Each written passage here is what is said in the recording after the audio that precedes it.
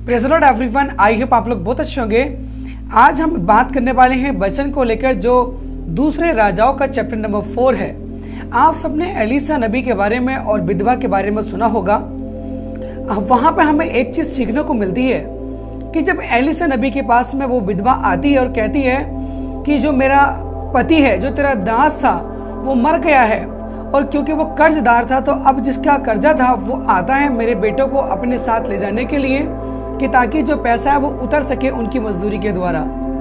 जब विधवा एलीसा के पास है तो एलीसा क्या कहता है कि मैं तेरे लिए क्या करूं। उसने कहा कि प्रभु मेरे पास कुछ है नहीं, सिर्फ एक हांडी तेल है। एलीसा ने कहा कि अपने पड़ोसी से जाकर बर्तन ले आ, खाली बर्तन, और थोड़े ना लेके आना, बहुत से लेके आना।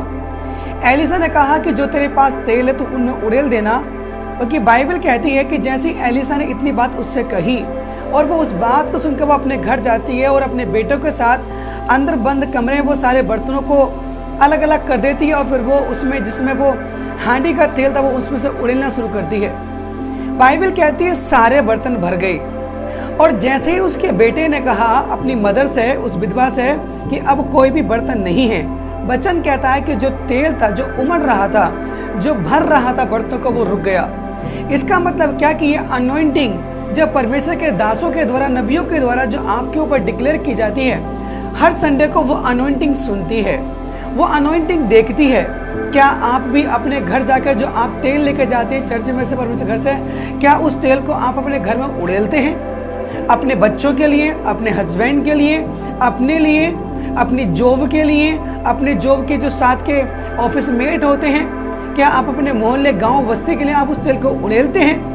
यदि अगर आप उस अनॉइंटिंग को उड़ेलेंगे तो वो अनॉइंटिंग आपकी बढ़ती जाएगी।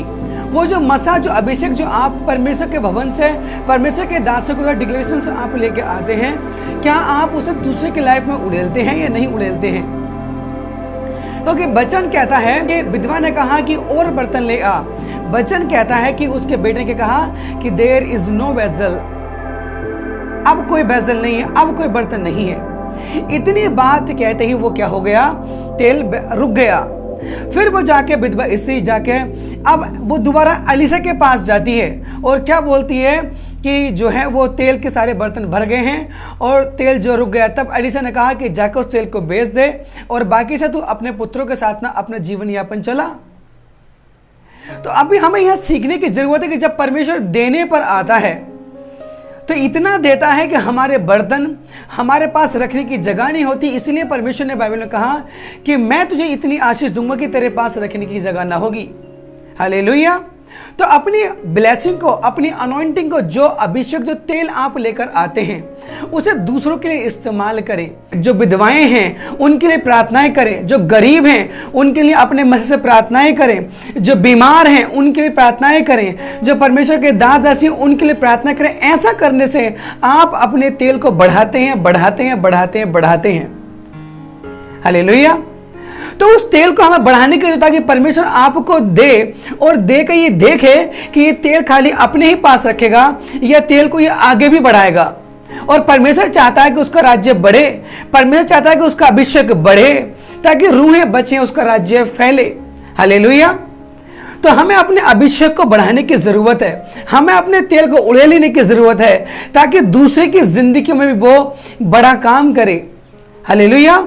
तो ये वचन आपके लिए था जो आज परमेश्वर ने मेरे साथ शेयर किया, ताकि मैं आपके साथ शेयर करूं। वीडियो को शेयर करेंगे, वीडियो को लाइक करेंगे, परमेश्वर की महिमा के लिए उसके राज्य को फैलाएंगे। सबको जय मसीह की। God bless you.